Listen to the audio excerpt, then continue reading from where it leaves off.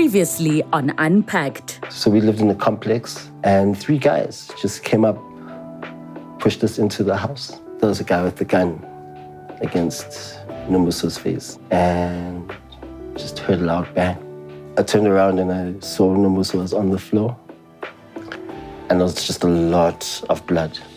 Like I could feel that she wasn't with us anymore. Lwandi Mbebe and his wife Nombuso were victims of a home invasion where the night ended in tragedy. This is part 2 of Lwandi's story. Let's unpack.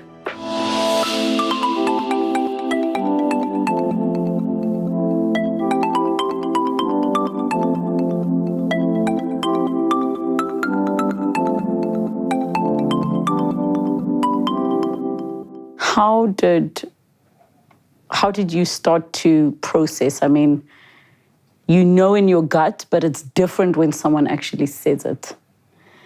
What were you feeling when those words were said to you that she's no more? So, my first instinct, because her mother was there, you know, it hurt that I couldn't protect her daughter, you know.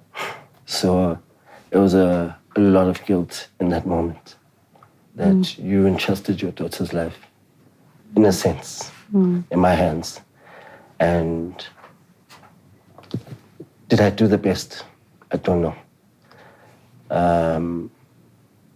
And seeing her also reliving those words, hearing it from someone else, it hurt for me to see her like that, you know? So my first instinct was just to grab her and just hold her and just apologize.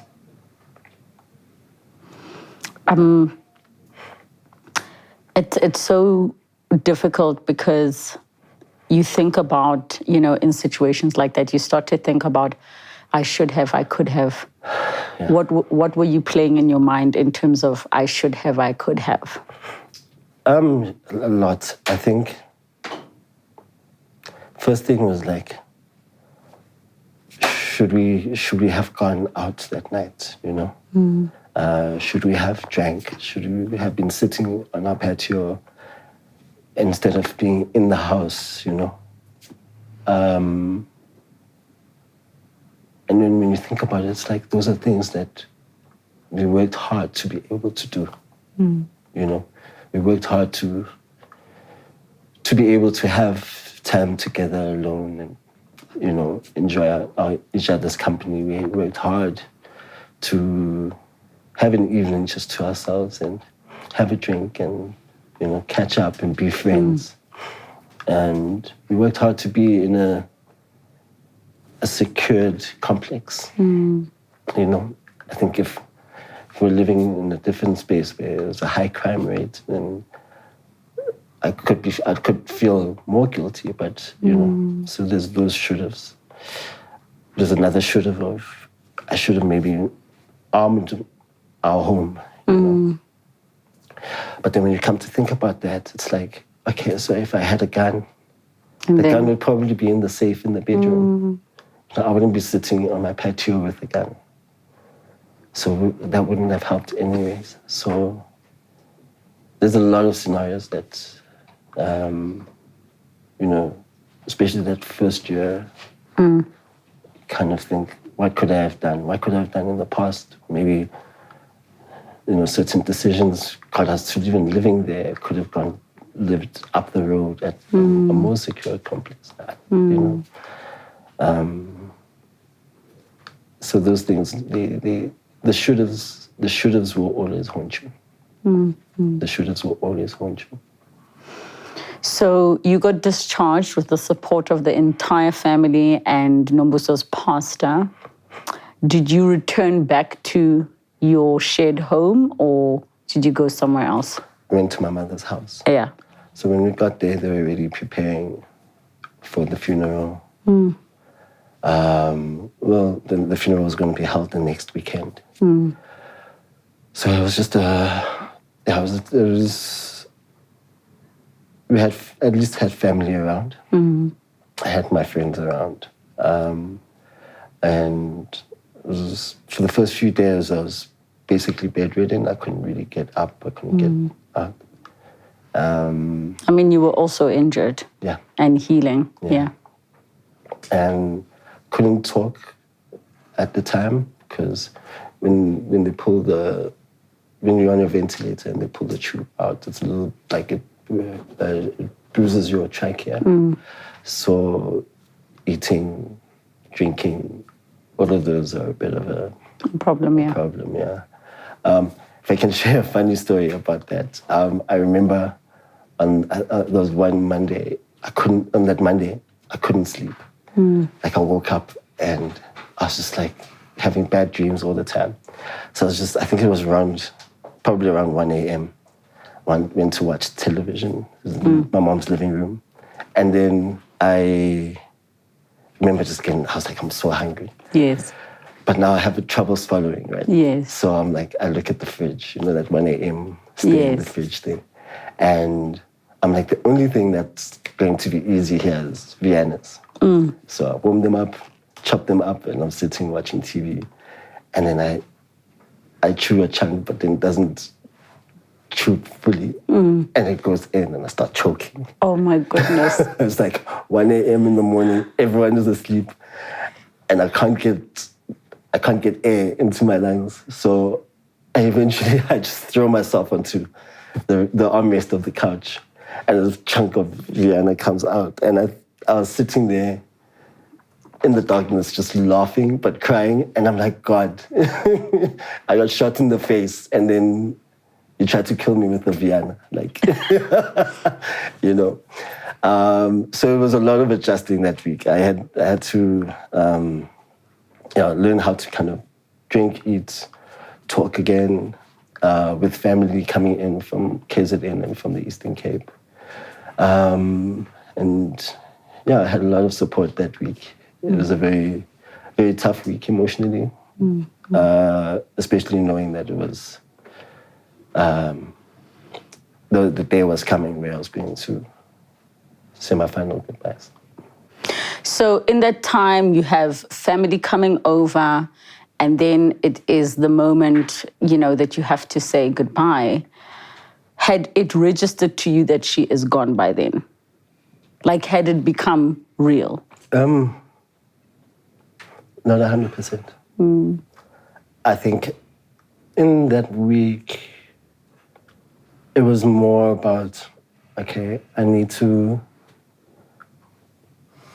get through it, I need to be strong for my daughter. I need to be strong for my family, all sides of my family, I felt like I needed just to make sure that we can lay her to rest in a very dignified way, in the way that she would want. So from the memorial at her last workplace to the funeral, even the part of like, my mom asked if I wanted to come to go to wash her body. And I thought that's probably one of the best ways I can get closure. I need to see her, because I never got to see her in the morgue, in the mortuary. So I went to the undertakers and I washed her body and I got her prepared for being in the box. And I think seeing her like that,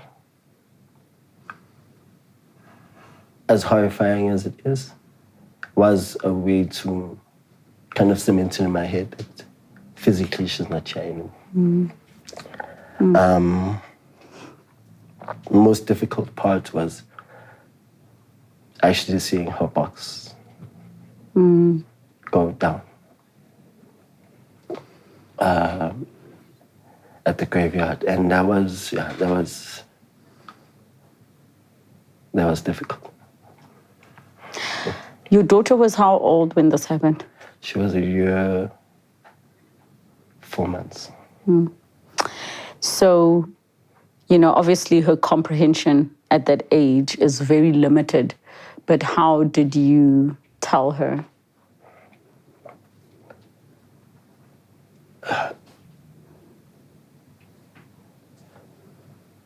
My sister and my mom were very good at that. I still struggle today to tell her. They would say, no, your mommy is gone, and you'll see her one day. And there was a day, a few weeks after the funeral, where she saw her mom's, what do they call them? The funeral program. The funeral program. She saw the funeral program and she saw her mom's face on it. And then she started kissing it. She was just like, Mama. And that was a very difficult moment for me. And I mean, till this day, it's very hard. I think she also sees other families. And she knows there's a mom and a dad. Excuse me. There's a mommy and a daddy in other families. And when I ask her when I tell her about her mommy, she's like, Dubs is not mommy. And is that her grandmother? No, that's her, Utatobao, her sister. My sister, sorry, her auntie. And then now we're sitting at the point of having to explain all the time that this is your mommy. And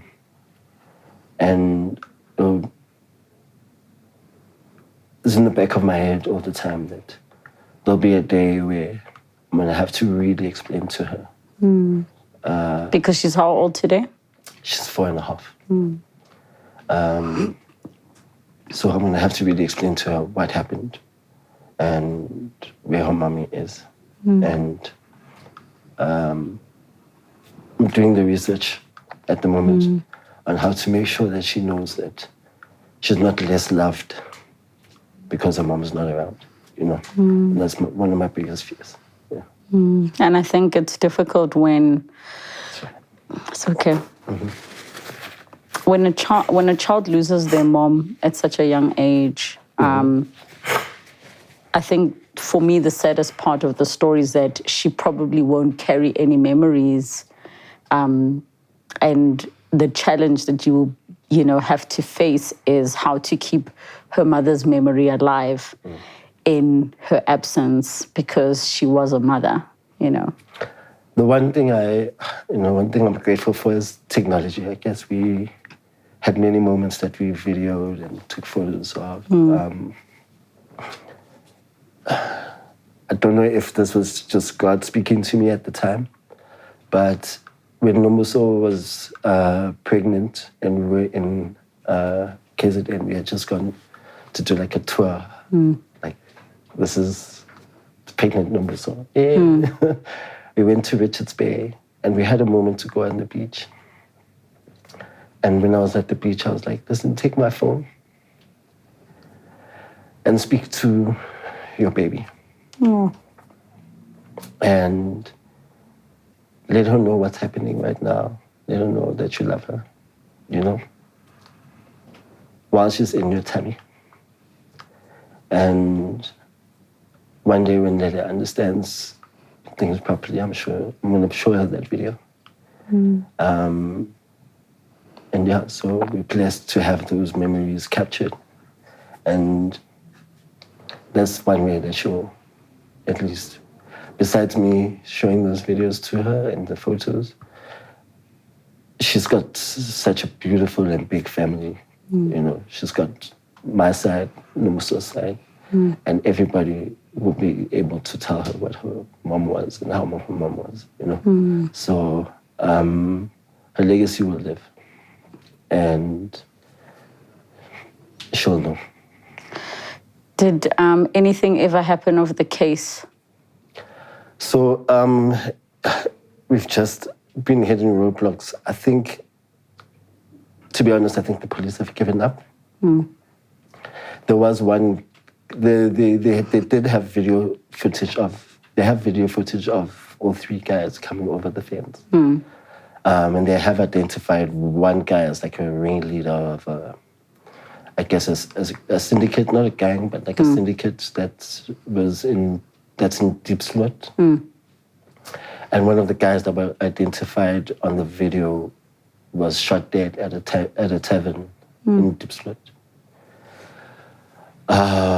So that's two. So two of the three are still out. The same syndicate, unfortunately, also robbed a few homes within the Fourways and Douglasdale area. So we weren't the only ones. But one thing I can be very grateful for is that my daughter wasn't there, because in one of the homes in Douglasdale, they shot the father and they shot a 5-year-old little girl. So these people are just, they're ruthless. They don't care. Yeah. It's not, I don't know what the point of the killings are. And I think anyone can understand the desperation of it. A person who has to rob and steal someone's things, I can understand that. The killing part, not necessary. It's not necessary. Yeah. Yeah. Did you ever go back to the home? I did. So my family packed up a lot of the big furniture and things. Because the plan was to just move out. I just moved out. And I moved back to my mom's house. But I asked for a day to go. I went with my best friend just to pick up all the little things. And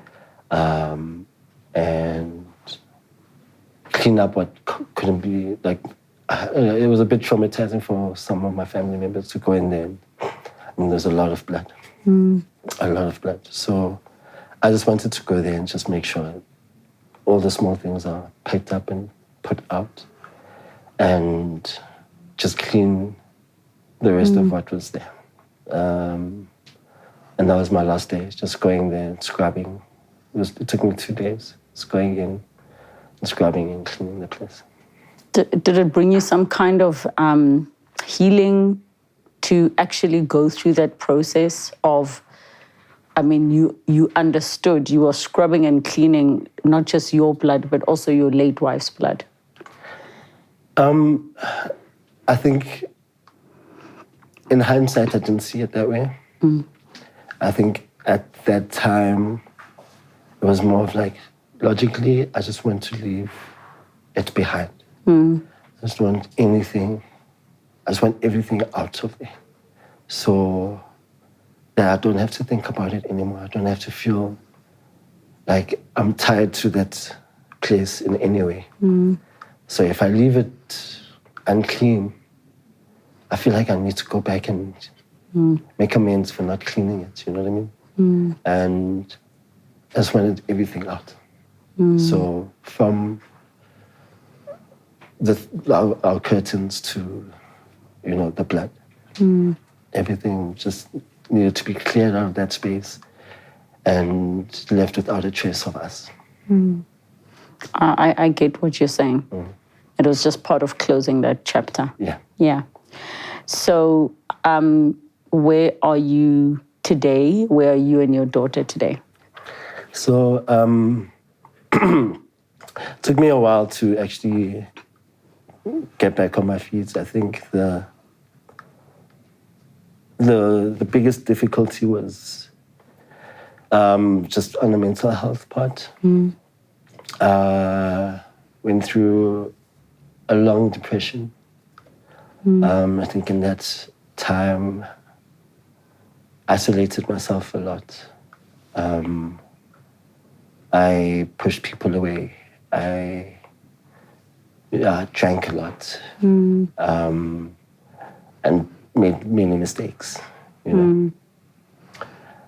Did you have to still go back to the operating room for the bullet? Yes. Still went they had to clean out fragments from it.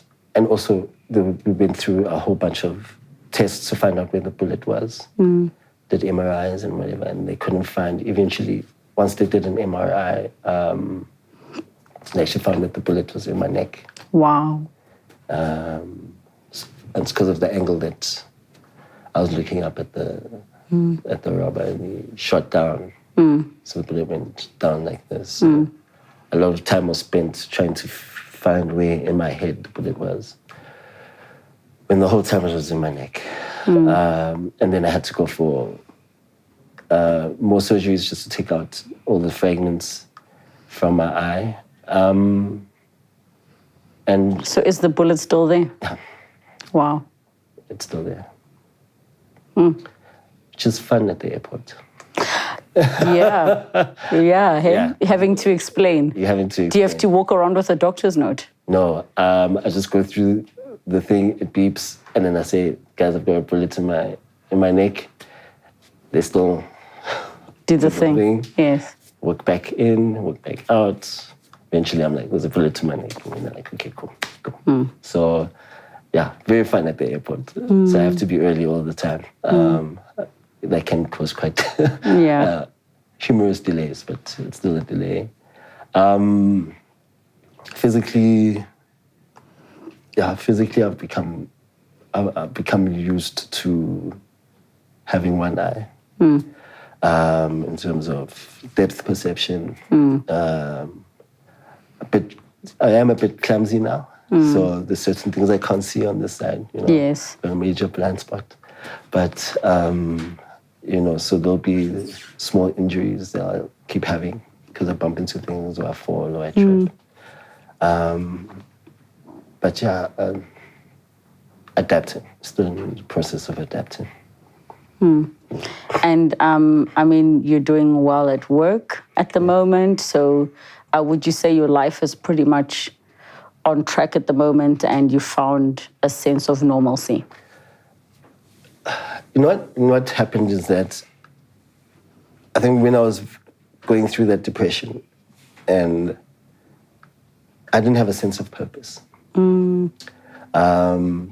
Before the incident happened, I had my own business. I was doing corporate videos for people and for small businesses. And I didn't have a purpose after that. And that's when I decided, okay, I need to try something new. I don't think I can get back into the kind of film and TV that I was into before. And I just applied for a whole bunch of different jobs. And I finally got one at Fairchild Creative, and I started as an editor there. And that gave me a sense of purpose. Having goals, having income, and having that income to even start replanning my life. I think the worst that can happen is to sit back and think, I'm in this situation, there's nothing I can do. I need help and not know where to look. But once you've been given the tools to actually solve your own problems, then you're able to start making plans to solve other problems, and start having goals and start opening your mind to a new life and a better life for your child. What, therapy did you go through, and how did you manage to overcome the depression, if you have overcome it? So I started with, I had a few incidents where I tried to take my own life. And the last time that it happened, I was hospitalized and I came back. And then my daughter said to me, Dada, don't leave me again. Because I was gone for a few days. She was like, Dada, don't leave me again. And I thought, okay, clearly I'm not fine. I'm lying to myself. I keep saying, I'll be okay. But I can't leave her again. So I went to therapy, started going through psychiatry first. I was diagnosed with anxiety and PTSD. Started going through on the medications and stuff, but I also felt like after about 8 months on that medication, I felt like it's not really allowing me to feel what I need to feel.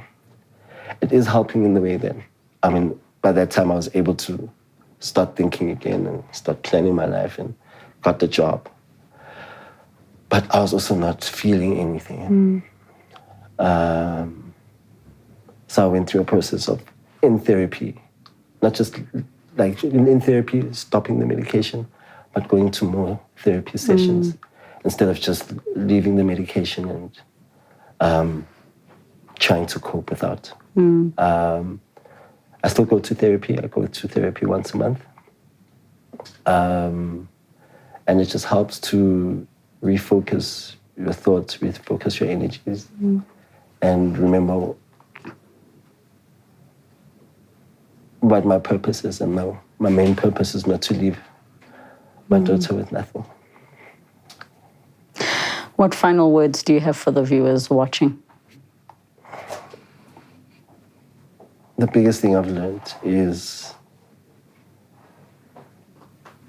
there's certain circumstances you can't change. And there's certain traumas that you can't change. They're there. They will be with you your whole life. And in those traumas, they do change you. They make you a different person. I'm not the same Lwandi as I was before. I might be a very awesome person to be with. I might be a very unpleasant person to be with. But the difference is I've recognized that those traumas have changed me. So when you do go through a trauma like that, or anything small, everything that is traumatic, the main thing is to know that you have changed, recognize that you have changed, and you need help, whether it's with family. Sometimes it's a financial thing that trauma's done to your life. Sometimes it's just support, words of wisdom. Maybe it's a therapist that can help you solve certain of those emotions, because therapy is more about the emotion than the emotions and the thought processes that you go through. And it's very important. That's what I want to leave behind, is that it's very important when you do go through something that the first step is to recognize that you're not the same person. Even if other people still expect you to be the other person they know, you yourself are just not the same. Lwandi, thank you so much just for opening up and, sharing your story of something that's so painful and raw for you with all of us, that we are able to take out the lessons that we can to apply to our own lives with the different traumas that everyone is facing. And I really hope that Nombuso's legacy will continue to live for many, many years to come, and your daughter gets to find out the kind of woman her mother was. Thank you. Traumas, especially ones like home invasions where someone dies or you end up losing an eye, are extremely traumatic. But our guest for today, Lwandi, was able to come here and share his story, and I hope you were able to take out of it what you needed to. Thank you so much for watching. Have a good night. Next time on Unpacked. Why is my operation scar healing like this? He just took pictures and just said, this is horrible, I cannot help you. The pain, it's more than labor pain. And it has affected me a lot, especially this side. Like you see, my other eye doesn't cry. I only cry with one. It's really hard because I have tried committing suicide.